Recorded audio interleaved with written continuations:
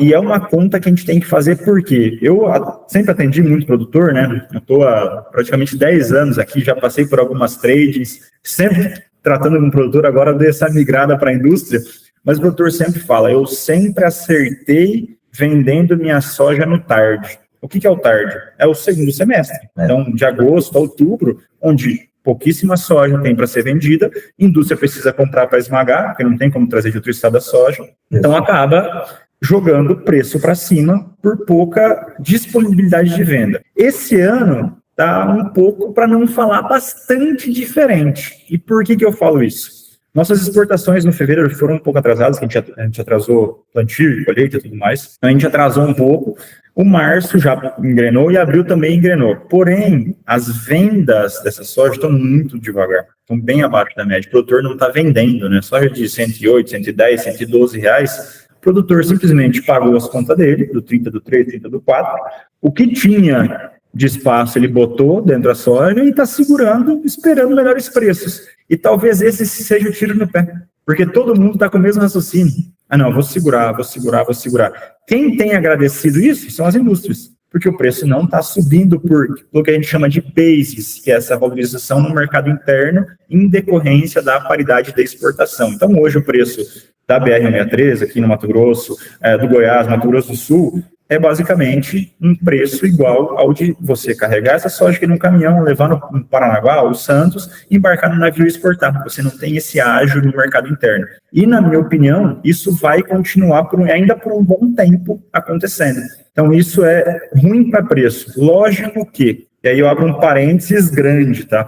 A gente não vem aqui para falar se o preço vai subir ou vai cair. A gente vem aqui para se agarrar a fundamentos e olhar o melhor cenário de comercialização. Com juros de 1 ponto alguma coisinha ao mês que a gente tem no Brasil hoje, se você segurar uma soja hoje no seu armazém, deixar de vendê-la, com quebra técnica, com perda de qualidade que a gente tem, custo de armazenagem, e esses juros, você tem que vender soja acima de R$130 lá no setembro, outubro, para empatar a conta. Então, essa é uma conta delicada para o produtor fazer, porque o não vender a 112 hoje, 110 hoje, e vender a 120 em setembro, na cabeça do produtor é uma vantagem. Não pode ser. No financeiro, na ponta do lápis, quando você faz a conta reta, muitas vezes é um prejuízo. Perfeito. A gente tem que tomar muito cuidado com isso, e eu sempre falo, assim, tem uma frase que 10 anos para cá, todo dia eu acordo e penso nela. O nosso foco não é olhar preço, nosso foco é olhar a margem. Você está ouvindo o Mundo Agro Podcast, o seu podcast semanal sobre o agro, para ouvir onde estiver. Apresentação, professor Rogério Coimbra.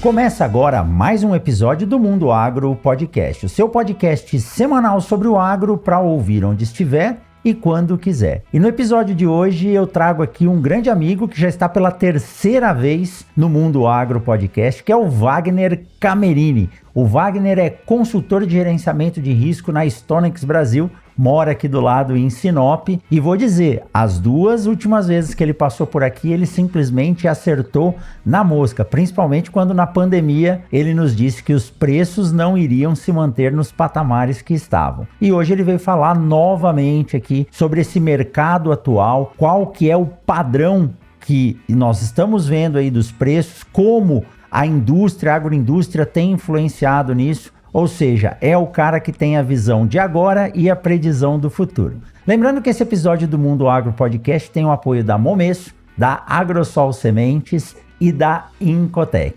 Grande Wagner, muito bom ter você novamente aqui no Mundo Agro Podcast, trazendo atualizações bem frescas do mercado dessas commodities e também da transformação, né? Hoje a gente vai falar bastante de etanol de milho, que é uma realidade aqui em Sinop. Nós podemos dizer, acho que é a maior usina de etanol de milho do planeta, né? E isso mudou bastante a economia, principalmente na produção de milho aqui na região. Seja muito bem-vindo, Wagner. Obrigado, Rogério. Novamente, né? Terceira vez eu aqui. Obrigado pelo convite. Obrigado a todo mundo que escuta a gente aí, que dá essa oportunidade, né, de a gente passar um pouco, não de conhecimento, mas um pouco de informação. Eu falo que essa turma muitas vezes conhece muito mais do negócio do que a gente, mas no final do dia a gente está olhando todo dia preço, a gente está olhando perspectiva, e a gente acaba tendo informação um pouco mais fresca, né? Então a ideia é exatamente repassar um pouco de informação aqui e ajudar a turma aí que escuta a gente até tomada de decisão um pouco mais assertiva. Eu falo que se toda vez que eu conversar com um grupo de produtores, um grupo de sócios de empresas, e eu ajudar a tomar uma decisão, o meu dia já está pago, né? Eu acho que a gente não está aqui à toa, né? Tanto na minha profissão quanto na sua profissão também. A gente sabe que a melhor decisão, não só de venda, como de plantio e escolha de materiais, né? No seu caso, muitas vezes, a gente sabe que isso tem um valor agregado muito grande e qualquer pequena decisão um pouco mais assertiva, a gente sabe que no final do dia a gente tem que olhar a margem. Então, se o cara colher um pouco mais ou vender um pouco melhor, com preços um pouco melhores, isso agrega muito e a gente está aqui exatamente para isso, né? Wagner, uma decisão que pode ser a virada de chave ou a decisão que vai permitir o lucro ou acessar o prejuízo, né? Então, por isso que são consultores, né? Vocês fazem uma análise de mercado além do que está acontecendo dentro da porteira. A gente sabe que o agricultor brasileiro é muito tecnificado, tem muita informação, mas ainda falta. E olha, eu tive a oportunidade de trabalhar em alguns projetos ligados à economia agrícola, em parceria com a Embrapa e em algumas universidades na Europa e nos Estados Unidos, e o que esses pesquisadores que olham o Brasil de fora falam: poxa, o Brasil é um país que domina a produção de grãos e alimentos, mas infelizmente o produtor não tem escolha na hora de definir como tomar decisão em relação aos seus preços, né? Porque às vezes ele produz bem, mas perde na comercialização ou na decisão de armazenar, de aguardar. Então, por isso que existem as consultorias que dedicam o tempo a fazer isso. Então, não diga que é apenas uma decisão, né? Às vezes é a decisão da vida da empresa ou do produtor. Mas, Wagner, vamos lá. Vou fazer uma retrospectiva rápida, né? Durante a pandemia, a agricultura teve muito destaque, a demanda por alimentos cresceu. Depois a gente teve aí uma guerra na Ucrânia mexendo com alguns produtos, algumas commodities e adubos também. E aí essa reviravolta toda, os preços voltaram aos padrões normais, como você havia dito e acertou. E agora a gente tem uma expectativa nova, porque a gente tem uma nova situação geopolítica acontecendo. E o Brasil, ele está numa condição muito boa, né? Embora no último episódio, conversando com o Fernando Pimentel, da indústria têxtil e de confecções, ele disse: olha, professor, precisa tomar cuidado, porque nem sempre o Brasil ter oferta de venda pode ser uma boa coisa. Às vezes a China pode inundar o Brasil com produtos manufaturados e afetar os preços aqui dentro também, né? Mas nós estamos numa nova situação onde há sim uma demanda próxima pelos produtos agrícolas, pelas commodities brasileiras, né? Então, quem está nos ouvindo, eu tenho certeza que quer entender assim, ó, como é que eu posso me portar nessa safra de milho, a próxima safra de soja, como é que está o mercado? Esse mercado está sendo mais demandado internamente. A indústria de etanol de milho, ela deu uma estabilidade de preço para o milho fantástico para o agricultor aqui da região, com quase isenção de frete, né? Porque isso por si só já traz uma vantagem econômica. Então, Wagner, o que você tem visto nesse cenário? Nós estamos agora em maio de 2025, né?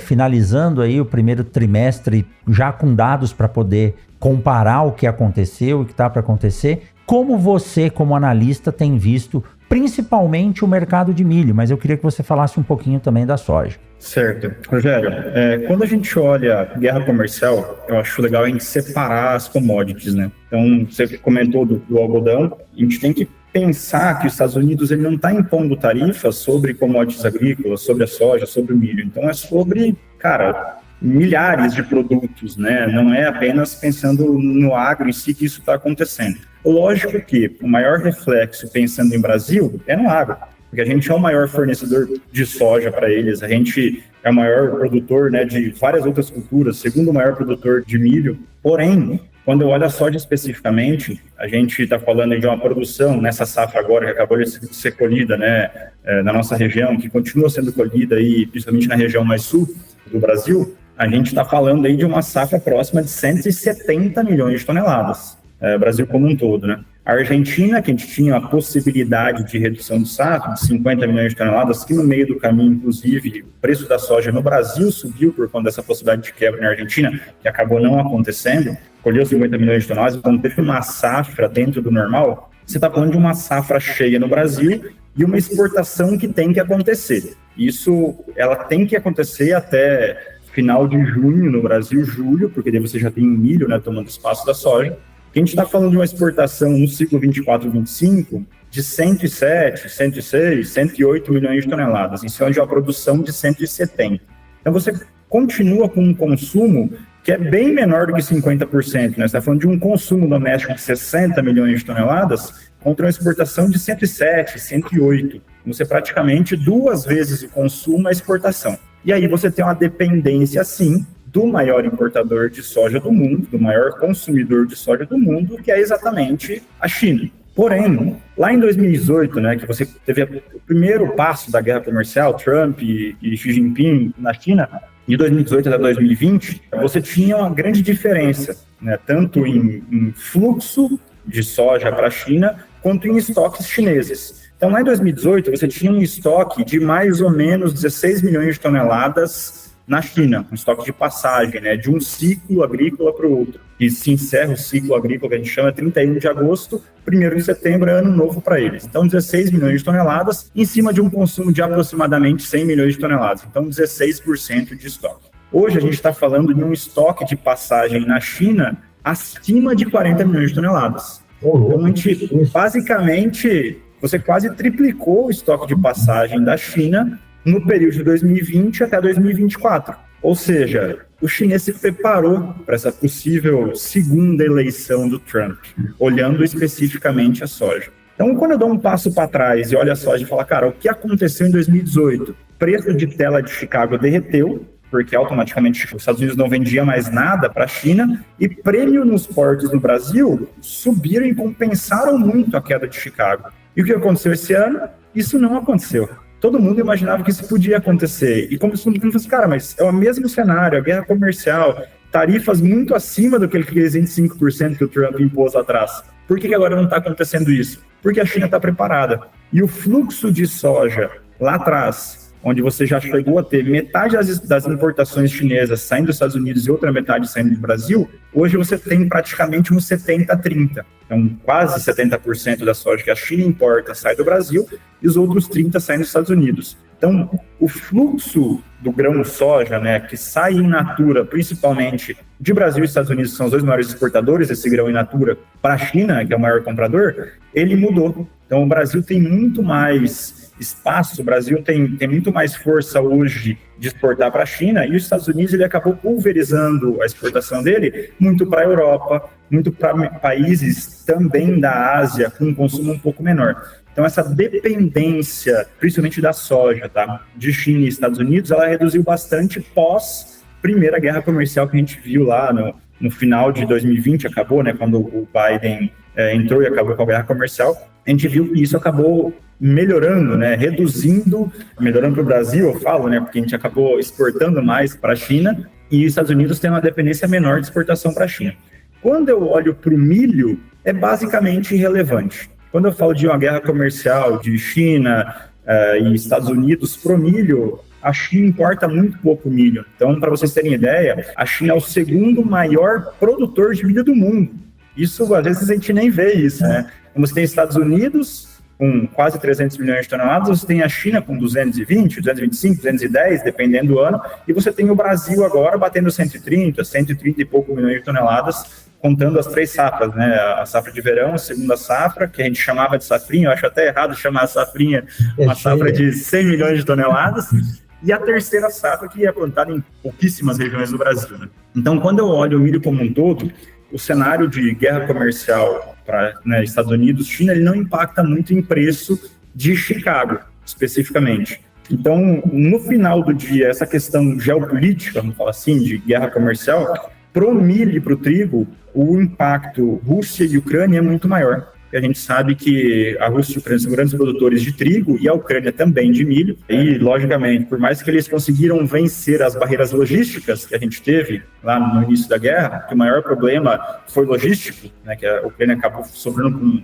muito estoque de passagem, ela não conseguiu exportar esse milho, então quem comprava da Ucrânia teve que vir comprar no Brasil, teve que comprar nos Estados Unidos e acabou jogando o preço para cima, tanto trigo quanto milho. Isso também está resolvido. Então a gente vê que estoques finais da Ucrânia reduziram muito, e Rússia também, porque eles conseguiram sair com esse produto, essa produção deles conseguiram sair, coisa que eles não conseguiram naquele primeiro ano de guerra. Então o impacto, de novo, né, o impacto da soja, ele foi reduzido muito em relação à primeira, e o impacto do milho com relação a novas tarifas, guerras comerciais, etc., que a gente está vendo agora, ele não é tão impactante assim, porque o maior produtor de milho, que é os Estados Unidos, ele é também o maior consumidor. O segundo maior produtor, que é a China, é também o segundo maior consumidor. E o terceiro maior produtor, que é o Brasil, é também o terceiro maior consumidor. Então, o fluxo de milho no mundo, ele é muito menor do que a soja, né? Onde se produz é onde basicamente se consome. Então, essas tarifas não têm um grande impacto no milho. Perfeito. É importante saber isso, né, Wagner? Porque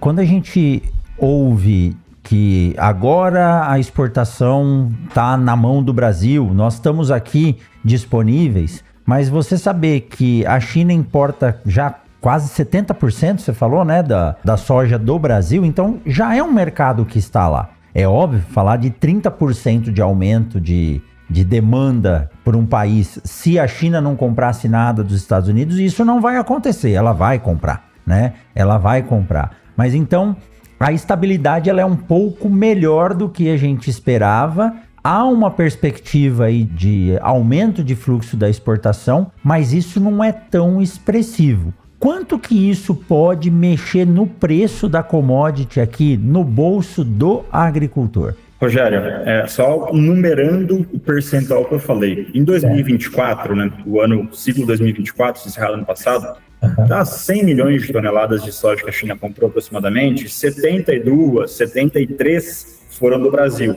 27 dos Estados Unidos. Perfeito. Para você entender, pré-guerra comercial, 2016, a gente tinha 36 saindo de Estados Unidos e 38, 39 saindo de Brasil. Então era basicamente um meio a meio pré-guerra comercial e hoje está um 70-30, exatamente no número que você contou. Mas respondendo a sua pergunta, né, qual que é o impacto disso em preço? Vamos lá, a gente tem um cenário no Brasil hoje, que daí, beleza, eu tenho um mundo como um todo, que eu venho, né, de 2-3 anos de sobra de soja no mundo. A gente está produzindo mais do que consumindo soja no mundo, e por isso a gente viu Chicago, né, Tática bateu $14,50 2 anos atrás. E aí eu quero que você volte um ponto que você falou comigo, acho que foi o ano passado, quando a gente gravou. 14,50 o bushel, é isso? Dólar por bushel, isso. Dólar por bushel. Isso é uma relação alta perto das médias, né? Altíssima. Você disse que 8 a 9 era um... 8 a 9 era o mínimo, né, que a gente tinha visto. Na verdade, a gente chegou a ver isso durante a guerra comercial, né, 7,90.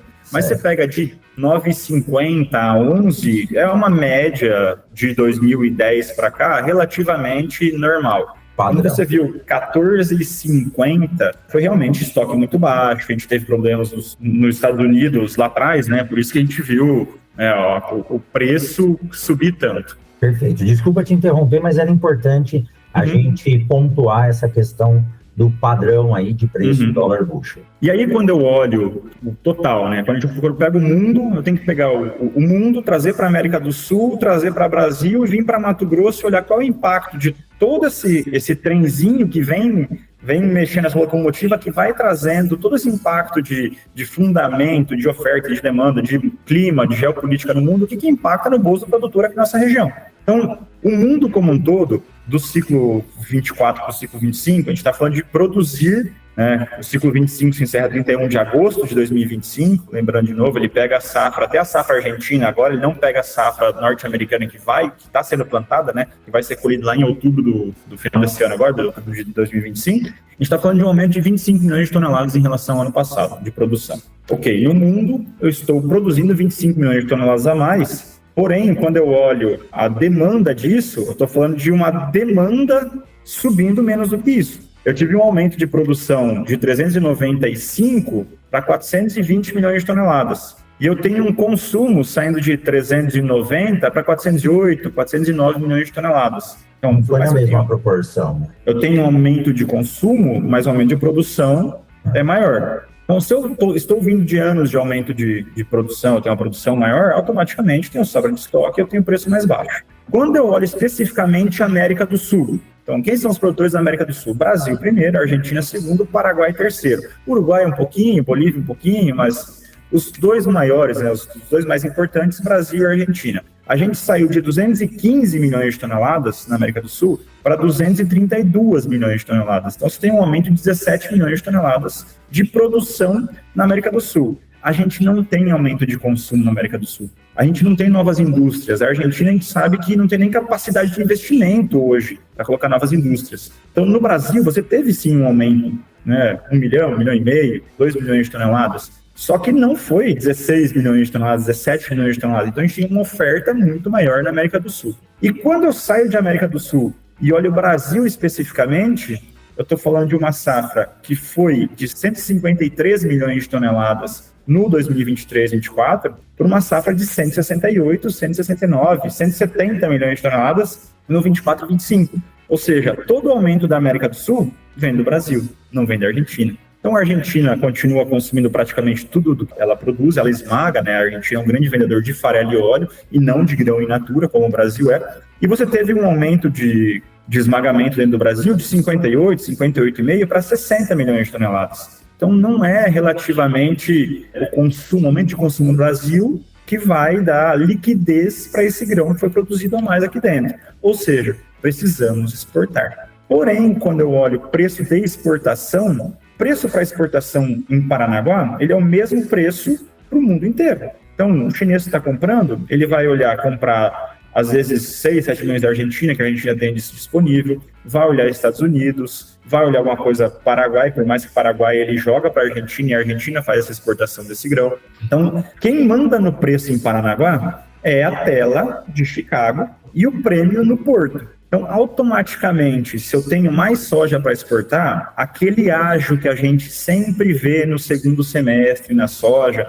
onde as indústrias estão comprando com um preço acima do que a gente chama de paridade de exportação, para fazer esmagamento aqui na nossa região, esse ano ele deve demorar um pouco mais para acontecer. E é uma conta que a gente tem que fazer porque eu sempre atendi muito produtor, né? Eu estou há praticamente 10 anos aqui, já passei por algumas trades, sempre tratando com o produtor, agora dei essa migrada para a indústria, mas o produtor sempre fala, eu sempre acertei vendendo minha soja no tarde. O que é o tarde? É o segundo semestre. Então, de agosto a outubro, onde pouquíssima soja tem para ser vendida, a indústria precisa comprar para esmagar, porque não tem como trazer de outro estado a soja, então acaba jogando o preço para cima por pouca disponibilidade de venda. Esse ano está um pouco, para não falar, bastante diferente. E por que eu falo isso? Nossas exportações no fevereiro foram um pouco atrasadas, que a gente atrasou plantio, colheita e tudo mais, então a gente atrasou um pouco.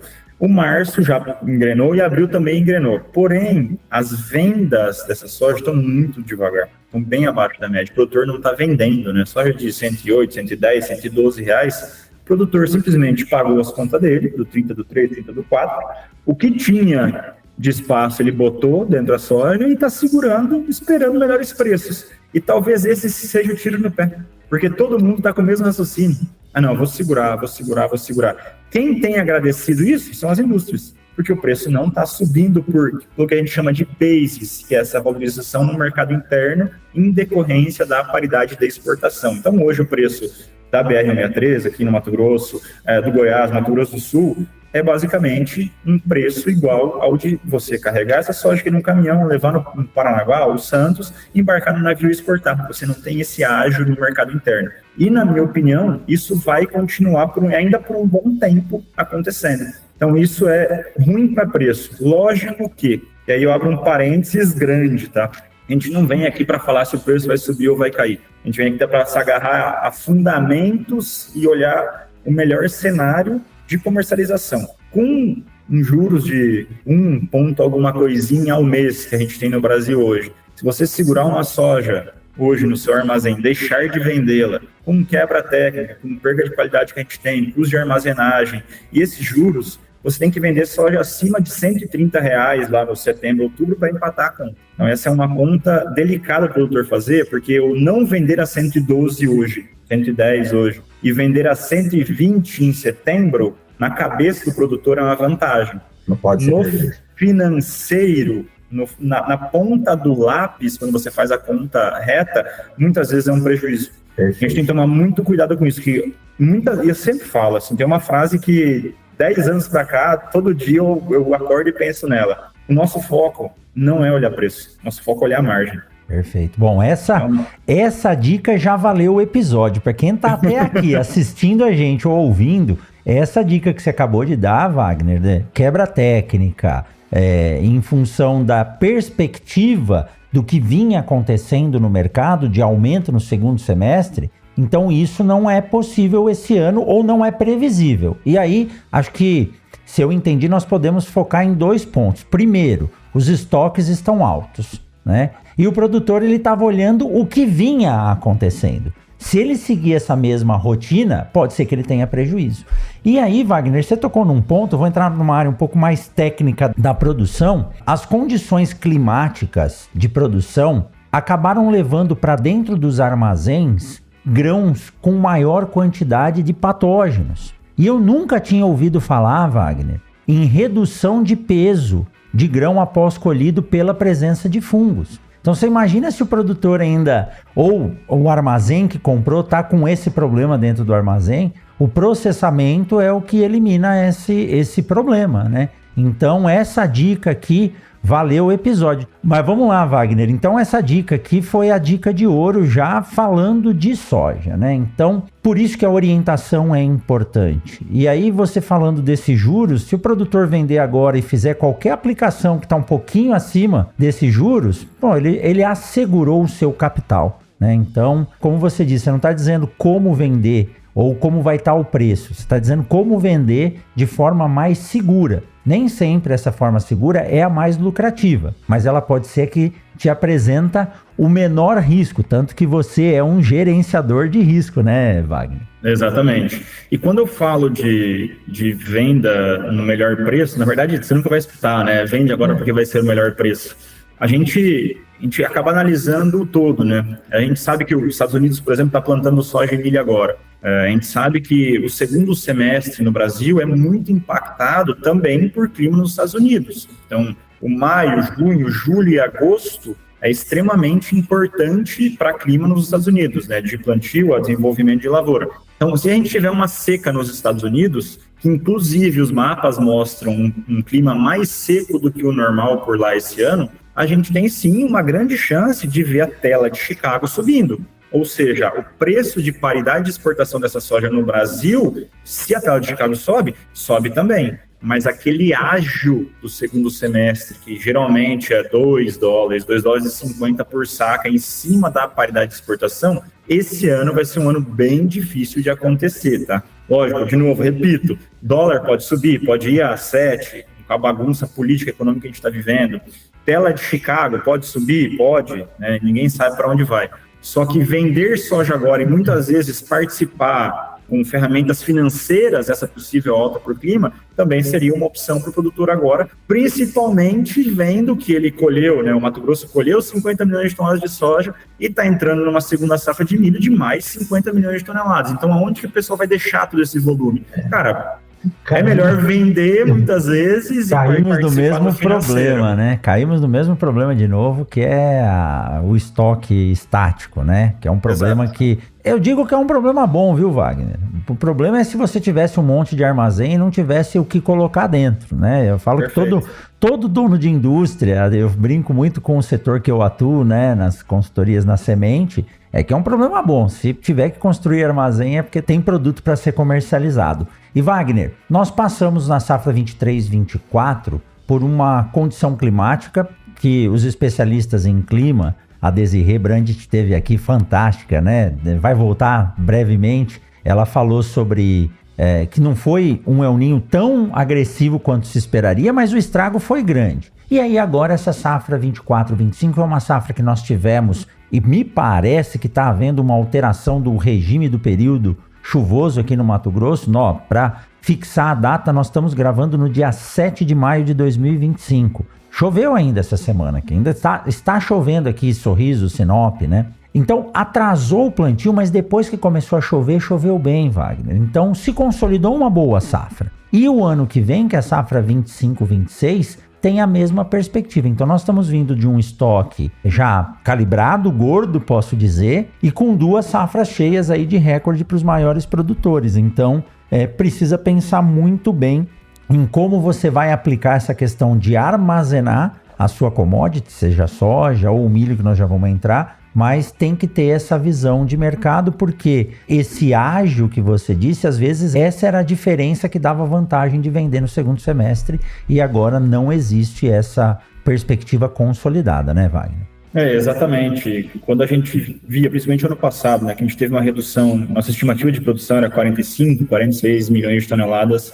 no Mato Grosso de soja, né, na safra 24. A gente colheu 39,5, 40 milhões de toneladas. Então, por mais que a gente teve um grande problema pensando em Mato Grosso, não foi um grande problema se a gente olha principalmente em outras regiões produtoras, né? A gente teve uma redução de safra de 15%, enquanto você tem o Rio Grande do Sul aí, em 4 anos quebrando na média 40%, 45% da safra. Então, no pior ano, de novo, né, eu estou no Mato Grosso, voltei para o Mato Grosso natural do Mato Grosso, fui para fora estudar, voltei há 12 anos. A pior safra de soja que eu vi foi a 2024, de seca, de corte, de chuva, de ficar 30 dias ali, final de outubro, começo de novembro, depois de dezembro, sem chover também. Eu nunca tinha visto isso. Soja morrer por falta de água, eu nunca vi no Mato Grosso. Exato. Coisa que o pessoal mais do sul, Bahia, muitas vezes acontece. Então, a nossa quebra do Mato Grosso, todo mundo se assustou, ok. Mas a grande diferença que eu quero mostrar para vocês é que ano passado a gente colheu 40 milhões de toneladas, não faltou soja no segundo semestre,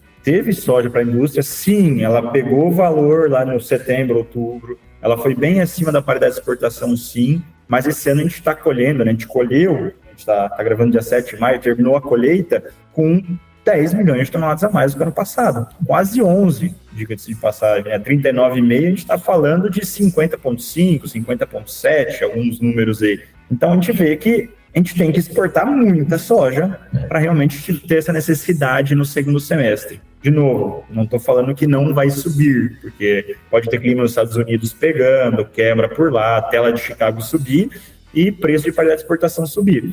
Mas hoje o nosso estoque é extremamente confortável e eu não vejo grandes problemas de oferta no mercado interno para o segundo semestre. E olha que nós não tivemos aumento expressivo de área plantada, isso aí foi condição climática e tecnologia no Mato Grosso, né, com esse ganho, e a gente sabe que esse potencial da soja é grande, né, esse potencial da soja é grande de produzir mais por hectare. Tá? Eu falei, eu não lembro se aumentou a área ou não, mas se mudou foi pouca coisa, né, Wagner? A área geral do Mato Grosso, a gente está falando de um aumento de 150 mil hectares da safra 23, 24 para a safra 24, 25. Mas aí você está falando soma de soja e só soja? Só soja, de 12 milhões 450 para 12,615, mais ou menos. Não é um aumento muito... Não, está falando de 1%. 1%. É baixo. Em relação à média histórica, é baixo. Beleza. Bom, então a soja nós estamos posicionados. Essa sua dica aí foi uma dica de ouro.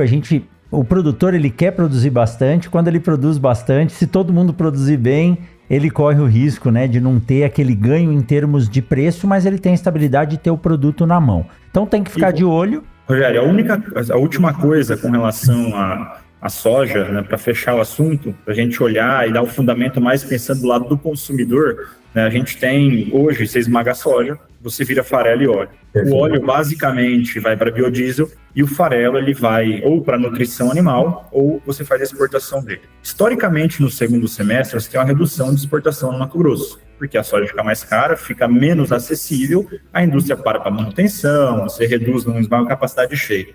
E mais um ponto que pode pegar é margem de indústria esse ano. Por que margem de indústria? Por mais que a soja está relativamente barata, porque ela está sendo precificada no preço de qualidade de exportação, você tem a indústria de etanol de milho entrando, produzindo muito DDG, e o que tem sido feito para venda de DDG? Cara, vamos substituir o farelo, principalmente para pecuária. Então, o pessoal tem vendido muito DDG onde era utilizado o farelo, fazendo com que esse farelo tenha que sair para exportação, porque nosso mercado de consumo local, ele é limitado. Então, e quando eu olho o óleo, né?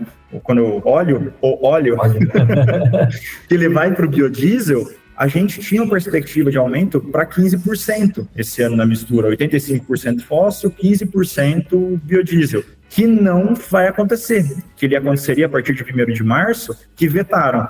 Então a gente vai continuar com o 14%. Isso foi uma medida para conter a inflação de alimentos, né?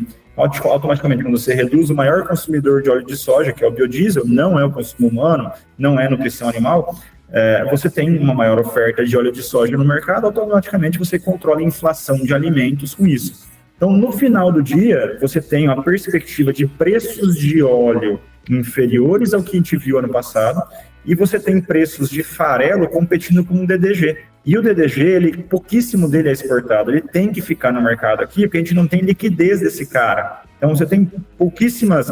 Ano passado, se não me engano, foram 600 mil toneladas só de DDG exportado. Então, você tem um percentual muito baixo de DDG em relação ao produzido ou exportado. Então, o DDG ele vai tomar espaço indiferente de preço. A gente sabe que a maior receita do etanol de milho não é o DDG, não é o óleo de milho, é o etanol. Então, o carro-chefe do cara é o etanol. O cara não pode micar, o cara não pode ficar com estoque muito alto de DDG. Então, precisa liquidar isso. A que preço? É o preço que tem no mercado perto dele. Então, isso acaba tirando o espaço do farelo no mercado regional, fazendo com que o farelo seja exportado. Sempre que eu falo de exportação, é o menor preço possível. Porque eu estou competindo com mais um monte de país que faz farelo. Nosso vizinho, a Argentina, que é especialista nisso, a gente acaba competindo com um mercado muito mais padronizado de preço, onde você não tem um ágio sobre isso. Então, preço de óleo e de farelo esse ano também, igual só a gente não deve ter essa puxada de preço no segundo semestre, como aconteceu principalmente no óleo nos últimos 2 anos. E olha a complexidade, né?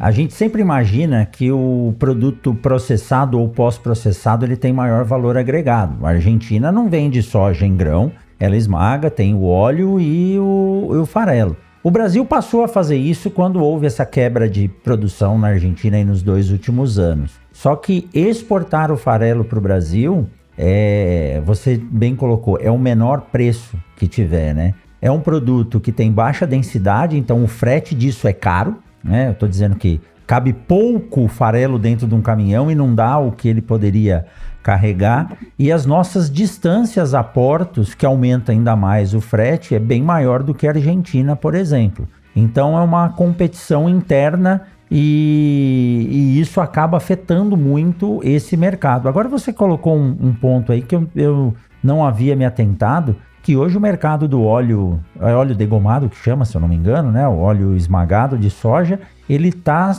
com uma maior porcentagem de consumo no biodiesel. Eu não sabia disso, Wagner. Sim, o maior consumo hoje de óleo de soja no Brasil não é consumo humano, né? Ele é biodiesel. E se você aumentasse em 1% de 14 para 15, isso já ia gerar uma demanda gigantesca aqui dentro do... Com certeza. Quando inflacionar alimento, né? Exato. Quando você fala de 14 para 15, você está aumentando quase 10% do consumo. Não é 1%. Né? Você está aumentando 1% na mistura. Você está aumentando 0,8%, 0,7%, desculpa, 7%, 8% da demanda total de biodiesel, que é feito de óleo, de sebo, de outros óleos utilizados de cozinha, mas a principal matéria-prima para o biodiesel hoje no Brasil, cara, salvo engano, perto de 80% do biodiesel é feito de óleo de soja hoje, né? Olha só, bom, só fazendo um parênteses, nos episódios atrás eu conversei com o Felipe falando sobre uma cultura chamada carinata, não sei se você já ouviu falar, e existe uma movimentação muito grande no planeta para a produção de SAF, né, que é o combustível de aviação sustentável, que usa essas mesmas fontes que você disse. Pode ser uma grande oportunidade para o Brasil também, mas é um assunto, quem sabe, né, Wagner? Daqui a alguns anos você vem aqui também, especialista aí na indústria de carinata. Mas tá ok, Wagner, perfeito. Eu acho que esse posicionamento da soja, isso que você acabou de nos mostrar, reflete o que nós estamos vendo da quantidade de indústrias que estão se instalando aqui com plantas muito grandes para poder processar e esmagar a soja. Hoje nós vamos falar sobre a Momesso, uma empresa que está no mercado desde 1962 e é sinônimo de inovação e confiança. Se você pensa em máquinas para tratamento de sementes, a Momesso é a sua referência. O portfólio é super completo, com equipamentos para todos os tipos de necessidade, desde laboratoriais, tratamento na fazenda ou máquinas profissionais e industriais. Eles são craques em criar centros de tratamento de sementes industrial, cuidando de tudo, desde o planejamento até a montagem final, além de oferecer um atendimento diferenciado. E não para por aí não, a Momesso conta com o CEM, o Centro de Excelência Momesso, que além de um showroom que mostra toda a qualidade das máquinas, você também encontra uma estrutura laboratorial de primeira linha com serviços e testes variados. O grande diferencial da Momesso é a parceria com seus clientes. Eles realmente mergulham no negócio de cada um para oferecer soluções personalizadas e criar relações duradouras. Então, se você está procurando excelência para o tratamento de sementes, a Momesso é a escolha certa.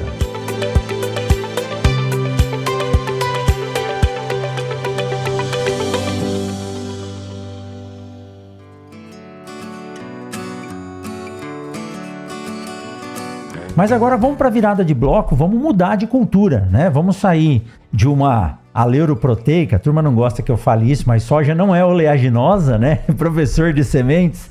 Mas vamos agora para uma planta que no Brasil ela não tinha essa utilização. Quando eu visitei os Estados Unidos, as plantas de produção de etanol de milho, eu falava, nossa, mas por que será que isso aqui não existe no Brasil? Eu falava, não, mas a cana rende muito mais. E não teve como. A matéria-prima está aqui, a indústria chegou e o etanol de milho se consolidou. Faz tempo que eu não olho o mapa das usinas no Mato Grosso, mas você talvez possa nos dar essa informação. E como eu disse, Sinop tem a maior usina de produção de etanol de milho do planeta. E isso ajuda muito o produtor local. Aí você também me auxilie nessa formação de preço, porque os produtores aqui dizem, Coimbra, as indústrias de etanol de milho, elas têm parcerias muito grandes com os armazéns. Então eu posso entregar no armazém que está mais próximo à minha fazenda, desde que esteja abaixo de 18% ou até 18% de umidade, e aí a indústria de etanol de milho se responsabiliza por fazer esse transporte. Então isso é uma economia no frete campo-indústria, né, Wagner? Como é que está esse setor do etanol de milho hoje?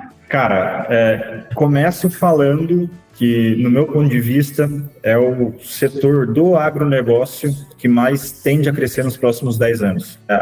Talvez a gente já escutou esse discurso quando a gente começou com cana no Brasil. Para quem um pouco mais antigo aí sabe, é o boom da cana. E na sequência, a gente teve um grande problema, basicamente por conta de preço de açúcar, que caiu e margem dessas indústrias caíram praticamente. Todas operaram no negativo por um bom tempo. Qual que é a grande diferença do milho, né? A gente tem, o grande produto do milho é o etanol. E você tem hoje uma correlação, principalmente por questão de ser dois produtos dolarizados, que você tem um milho, quando o milho sobe, automaticamente, entre aspas, na teoria, o etanol deveria subir por conta de uma precificação de preço de paridade de importação de gasolina, que impacta diretamente em correlação com o etanol. Você chega na bomba do posto, você vê o preço da gasolina, você vê o preço do etanol, você abastece com aquela regra dos 70%. Então, se a gasolina subir muito, automaticamente o etanol sobe também para ficar 68%, 67%, 70%, principalmente na região centro-oeste, que é a grande produtora de etanol. Quando eu falo especificamente de indústria de etanol de milho e eu olho o centro-oeste, a gente volta algumas páginas. Em 2017, a gente começou. Antes disso, a gente já tinha algumas indústrias flex que esmagavam cana e também esmagavam milho, mas a primeira indústria dedicada veio para o Brasil em 2017. Inclusive, eu tive o mesmo sentimento que você, porque essa indústria começou a esmagar em 2017. E em 2017, eu estava nos Estados Unidos e eu fiz algumas visitas nas indústrias lá de etanol de milho. E todo mundo perguntava, cara, Brasil crescendo tanto a produção de milho, né? Por que vocês não investem também em etanol de milho por lá?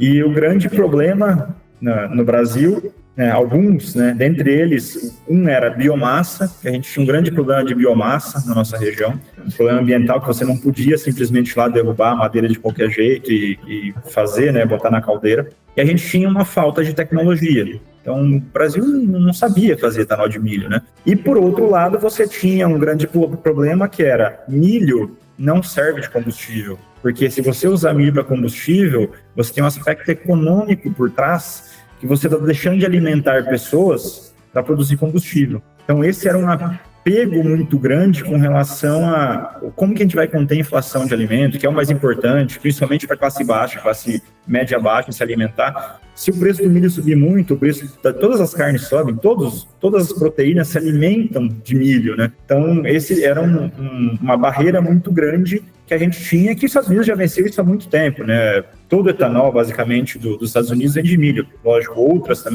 outros cereais, mas 95% do etanol deles é de milho, né? E a gente veio com a primeira indústria em 2017, e de lá para cá, 2017 a 2025, no Brasil a gente já passou de 30 indústrias flex mais dedicadas, entre projetos indústrias já estão funcionando, já estão esmagando, indústrias em construção e projetos que já tiveram liberação para início de construção. Então você começou com essa onda na BR-163, basicamente Lucas do Rio Verde, Sorriso, Nova Mutum e Sinop, e se expandiu para a lateral, né? Hoje você está falando de Itapurá, você está falando de projeto em Nova Biratã, você tem Campos de Julho, Campo Novo do Parecis, você tem Desciolândia, você tem Diamantino, você tem Primavera do Leste, você tem Gaúcha do Norte, Canarana, Porto Alegre do Norte, e várias empresas. Então, a gente saiu de 2 empresas, as 2 maiores, e a gente simplesmente pulverizou isso e todo mundo está entrando no negócio.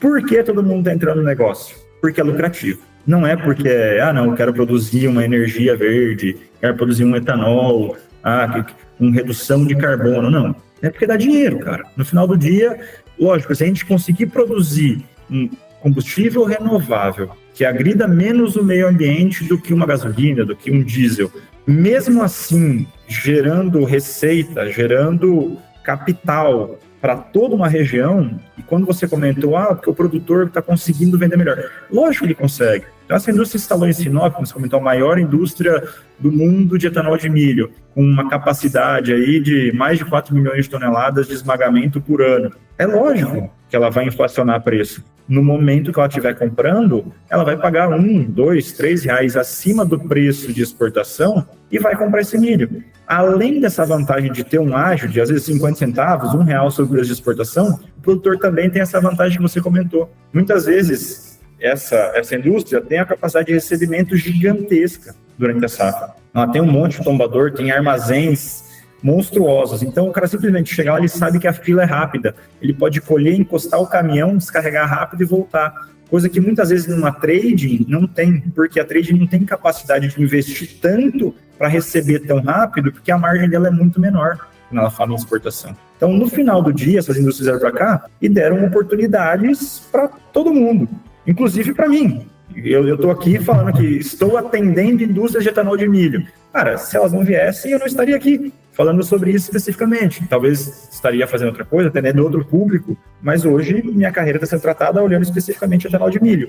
Então, eu posso falar com propriedade que a nossa região mudou por conta desses caras. Porém, eu coloco uma vírgula aí, o Mato Grosso, e a gente tem que tomar muito cuidado com isso, porque eles não são os mocinhos da história que a gente conta. No Mato Grosso, em 2017, 16 milhões de toneladas a gente colheu em 2016, porque a gente teve uma quebra gigantesca na segunda safra, mas o normal era 28, 30 milhões de toneladas de milho na segunda safra. E a gente consumia 3, 4 milhões de toneladas, que era basicamente nutrição animal, né, aqui no nosso estado. Hoje, a gente está falando da safra 25, que está sendo colhida agora, final de maio para junho, a gente está falando de 50 milhões de toneladas, 51 milhões de toneladas, com um consumo interno de 17, 18 milhões de toneladas. Então, lá atrás, a gente produzia 30, consumia 4. A gente tinha que exportar 26 para outros estados e exportação mesmo, saindo do Brasil. Hoje, a gente produz 50 e consome 18. A gente tem que exportar 32. Ou seja, essa turma não está mudando o mercado como um todo. Ela está mudando o mercado regionalmente num raio de 20, 30, 40, 50 quilômetros ao redor dela. Que para ela faz muito mais sentido comprar de quem planta no fundo da indústria do que ir buscar milho 100 km. Então, assim, lógico, melhora muito regionalmente, mas não é a indústria que fez o milho bater R$85, por exemplo, agora no primeiro semestre desse ano. Quem que foi? A indústria também? Lógico, ela consumiu milho, ela teve demanda por isso. Mas o que aconteceu foi que a venda do milho no segundo semestre de 2024 foi muito rápida. Sobrou pouquíssimo milho para o primeiro semestre de 2025. Então, automaticamente, sobrando pouco milho, esse preço que rodou de 78, 80, 82, 85 do milho disponível em fevereiro, março e abril, foi confinamento, foi volume pequeno de negócio. É o cara que não tem capacidade de estocar o milho, ou que não tinha fluxo de caixa para pagar antecipado e botar num silo bag para consumo. Então, a indústria ajuda da liquidez. Quando ela precisa comprar antecipadamente, ela faz negócio que a exportação não consegue pagar. Ela dá benefícios de impostos, muitas vezes, quando você comercializa por CNPJ, cooperativa. Ela dá benefício de armazém parceiro, pode entregar no armazém próximo. Mas, se não fosse a exportação sair com 2/3 do milho que a gente produz no Mato Grosso, a gente nunca veria preço de 50, 55, 60 reais. A exportação continua sendo o maior comprador de milho no Mato Grosso como um todo, né? Mas esse 18 em 50 milhões de toneladas, ele parece pouco, não é, né? Ele ajudou bastante o mercado local, mas uma questão é que o milho é uma planta de alto potencial produtivo. Passou a valer a pena com esses preços o agricultor plantar o milho nessa segunda safra, que é uma safra que cresce cada vez mais. Em função de condições climáticas, às vezes o milho não entrega aquilo que o produtor precisaria. Mas sim, a indústria ela movimentou, né, Wagner? Porque nós estamos falando, acho que começou com o Impasa e IFS, hoje a gente está vendo aí as cooperativas se unindo para produzir, né, microindústrias de produção de etanol, e você deve ter visto isso lá, eu vim em Iowa. Pô, a impressão que dava é que o caminhão passava para recolher o etanol igual passa para pegar leite, né? Porque o mercado de etanol de milho nos Estados Unidos, ele é gigantesco de pequenos produtores, não tem essas mega indústrias que nós temos aqui. E o que isso tudo não gerou de empregos indiretos, né? Eu não faço ideia desse número, a gente precisa trazer eles aqui para conversar um pouco, você pode até nos ajudar aí nesse contato, né? Mas essa geração de empregos do setor direto e indireto, isso melhorou muito a região. Então é uma estabilidade para um milho que, Wagner, quando eu cheguei aqui em Sinop em 2006, se eu não me engano foi em 2009 ou 2010, o milho era vendido a R$9 com custo de 13 o saco, né? Então, hoje você falando milho aí na casa dos 40, 45, é lógico que, né, a desvalorização da nossa moeda é grande nesses quase 15 anos, 20 anos aí, mas é um preço que torna o milho mais atrativo, porque você faz um volume muito maior de toneladas por hectare de milho do que você faz de soja, né? Não, perfeito. Agora você imagina o problema logístico que a gente teria se não fosse essa indústria. Exatamente. Eu acho que o preço é uma consequência de 50 fatores. A gente tem que olhar tudo: preço de diesel, quanto custo de produção, área, tecnologia de semente, produtividade, clima, tudo. A gente tem que olhar a forma no final. Ia ter que escoar, né? Não ia ter estrada para botar tudo isso e não ia ter armazém também, né? Então, assim, se eu tô falando que 1/3 fica sem movimentação, e esse 1/3 que fica é basicamente na safra, porque todos os armazéns enchem na safra, eles vão consumindo até o final de maio do próximo ano, sobram 32 milhões de toneladas para sair do Mato Grosso, para ser exportado do Mato Grosso. Você imagina se eu tivesse que exportar 50 milhões de toneladas. Se eu já tenho picos de frete durante a safra de milho, julho, né, final de junho e julho, picos de frete, você imagina o impacto que seria em armazém, em custo de logística, em custo de tudo, prêmio nos portos, que eu teria que exportar isso, então um excedente de milho nos portos, automaticamente não é simplesmente o ágio do preço em relação ao que a exportação está pagando, que as indústrias trouxeram. Ela trouxe liquidez, ela trouxe facilidade para o produtor. E, logicamente, para elas também tem sido muito bom. Você olha todos os anos, praticamente todas as indústrias, com excelentes resultados. Então, assim, se eu começar a citar nome, né? A FS e Impasa, as duas maiores. Então eu pego a ALD da Ciolândia, você tem o Zimate, você tem Etamil, você tem a Flex, a Libra, que é Flex ali, você tem a Três Tentes, com uma indústria nova lá no leste do estado, você tem a RRP da Purai, agora construindo Diamantino, você tem a Agrícola Alvorada construindo, você tem a Evermate, eu acho que é de Sinop, do pessoal da Coanorte. Coanorte, isso. Você tem o pessoal da Coacem com o projeto em conjunto com a Caramuru. Então, assim, se eu começo a listar aqui, e desculpa se eu esqueci de alguém aí, porque a gente tem tanta indústria nova, tanto projeto novo vindo, que a tendência é que cada vez isso fique melhor.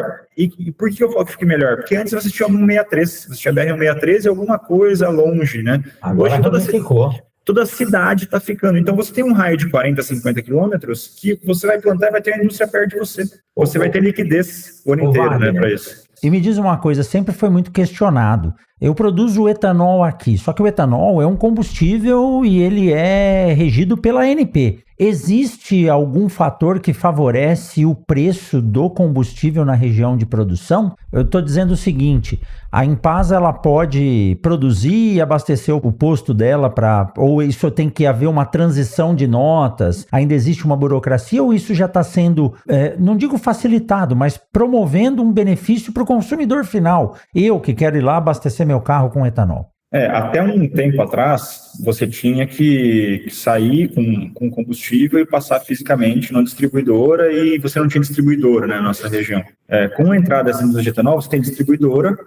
Logicamente, essas indústrias, inclusive elas, devem ter a própria distribuidora, o CNPJ, que consiga trocar essa nota e vai direto para o posto de combustível. Então, resumindo, você tem 2 etanóis, né, produzidos numa indústria de etanol de milho. O hidratado, que ele vai direto para a bomba, que é abastecido do carro, e o anidro, que vai na mistura da gasolina, que hoje é 27%. Então, quando você compra gasolina na bomba, 27% dessa gasolina é etanol. Então, quando você acha que você está comprando gasolina e não está beneficiando as indústrias de etanol, você está errado, né? Quase 30% é etanol. Exato. Então, 270 ml é de etanol anidro que sai da indústria. Então, esse anidro é um pouco mais complicado porque ele não vai direto para a bomba. Então, ele vai para a distribuidora mistura ele com a gasolina e aí sim ele manda para a bomba. Mas a gente facilitou demais nos últimos anos essa questão de não ter que transitar tão longe, né, com carga de etanol, ir para um grande centro, por exemplo, para fazer a volta. Inclusive, quando você olha preço de etanol hidratado, quando você pega a CPEA, por exemplo, que pega São Paulo,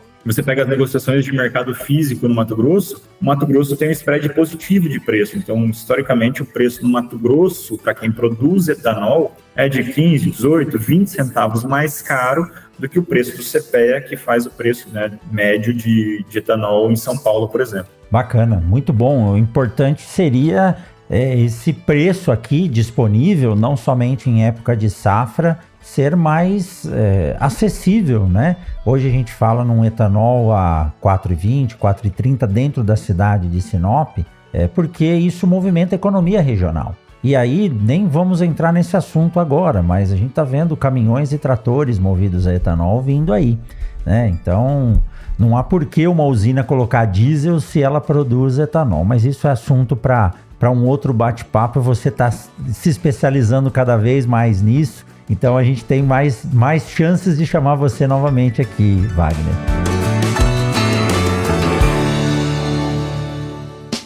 Siga o Mundo Agro Podcast nas redes sociais. Instagram, Facebook e Twitter, @Mundo Agro Podcast. Wagner, estamos chegando no final aqui, mas eu não quero terminar sem te perguntar sobre estratégia, né? Eu cada vez mais tenho estudado a inteligência de dados, como isso pode nos ajudar em todos os setores. E aí eu quero que você nos diga, basicamente, né? É difícil falar isso porque é a sua ação, como que é essa gestão de risco, né? Como as ferramentas de tomada de decisão podem ser decisivas para quem quer proteger margem, para quem quer garantir competitividade, para as pessoas que estão nessa cadeia de soja e milho, como que essa gestão de risco e as ferramentas que você tem para atuar sobre isso podem ajudar? Rogério, repito minha frase, né? A gente não está aqui para para tentar fazer com que o produtor, ou a indústria de etanol, ou a indústria de biodiesel, esmagamento de soja, compre soja mais barata, no caso a indústria, e venda óleo e farelo mais caro, ou o produtor consiga vender a soja a 160, 170 reais, o milho a 70 reais. A gente está aqui para fazer uma gestão de risco olhando margem. Então, eu prefiro que meus filhos, meus netos, se quiserem seguir a minha carreira, atendam os filhos, os netos de quem eu atendo hoje, pensando em longevidade do negócio de todo mundo, com margens muito mais lineares do que aquelas loucuras. Não, eu tenho margem de 100%, no seguinte eu tomei 50% de prejuízo. Então, isso a gente acaba olhando muito mais a margem do que preço. E quando eu falo de gestão de risco, é exatamente disso que eu tenho que olhar, né? Então, os nossos clientes, basicamente, hoje a gente levanta todos os custos de operação, tanto indústria quanto produtor rural. Então, quanto custou para plantar o hectare, produtividade média dos últimos anos, se ele sofreu com o clima, se ele plantou na janela ideal, qual que é a projeção de produtividade, preço específico, se ele está fazendo troca com insumo, se ele está comprando insumo e depois vendendo o grão. E a gente sempre fala que a melhor maneira de você comercializar seu grão é fazer troca. Troca pelo quê? Cara, compra insumo. Você não precisa muitas vezes fazer a troca grão-insumo.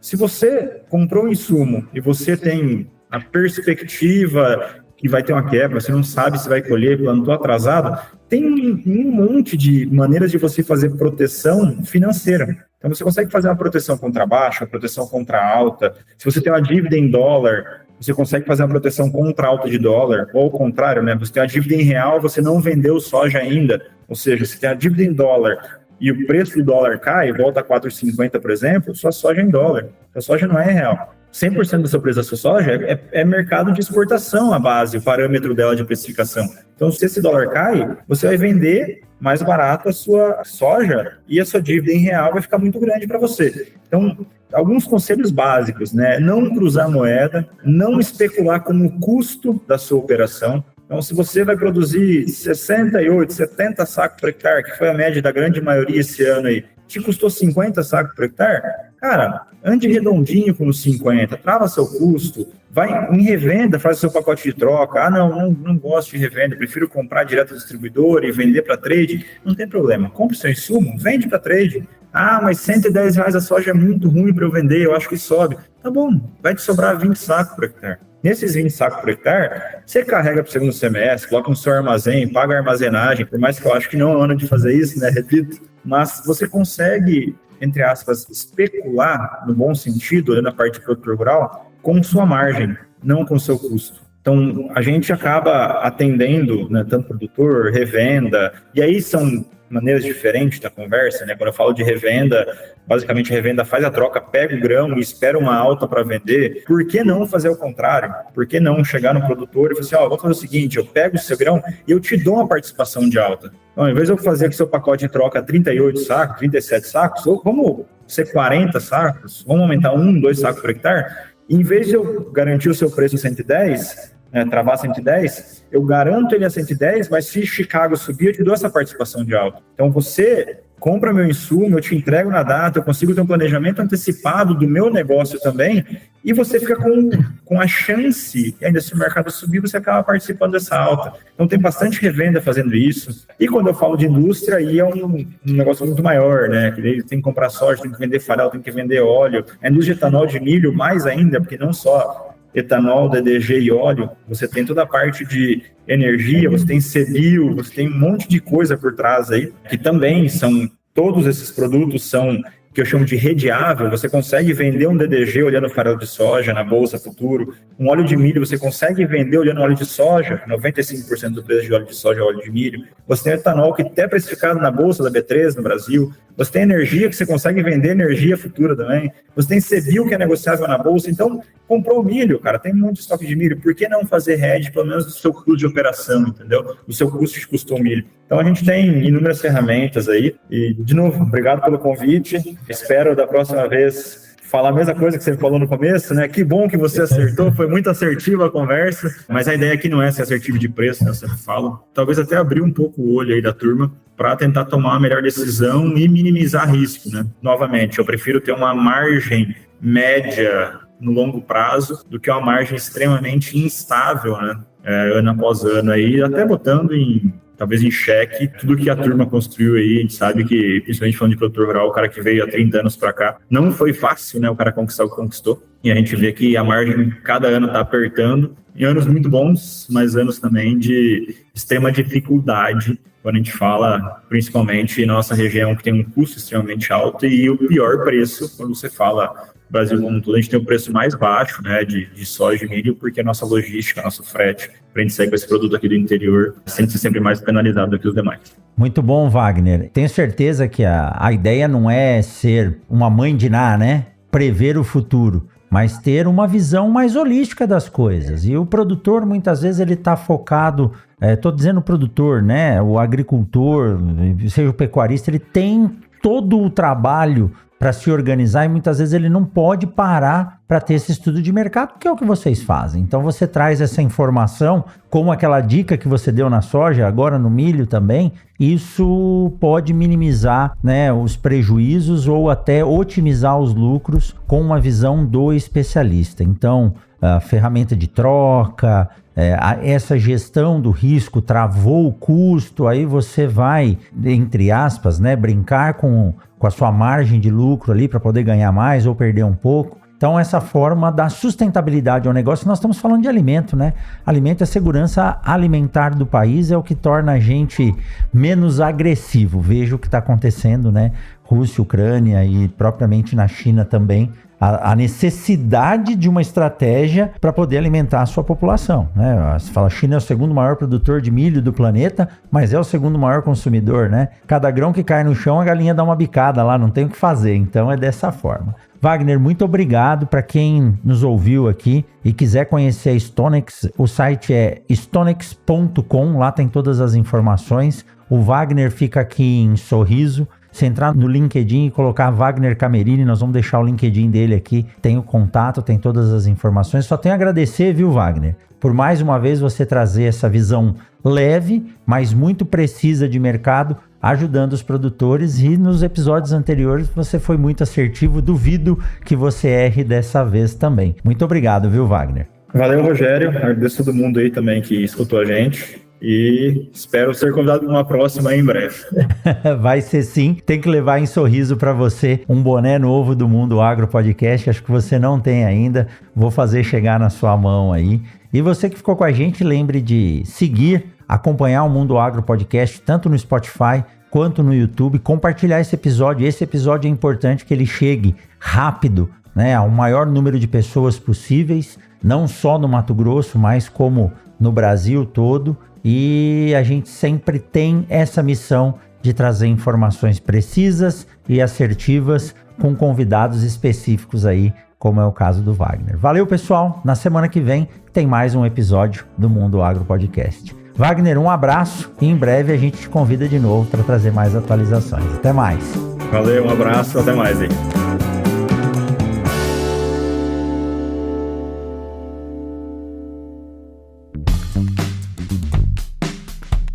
Você acabou de ouvir o Mundo Agro Podcast, o podcast semanal sobre o agro disponível na sua plataforma de áudio preferida e agora também no YouTube. Siga o podcast no Spotify ou na Amazon, assine no Apple Podcasts, se inscreva no Castbox e favorite na Deezer. Assim você receberá uma notificação a cada novo episódio publicado. Eu sou o professor Rogério Coimbra e encontro você na semana que vem em mais um episódio do Mundo Agro Podcast. Você ouviu o Mundo Agro Podcast. Informações, novidades e muito mais. Mundo Agro Podcast, para ouvir onde estiver.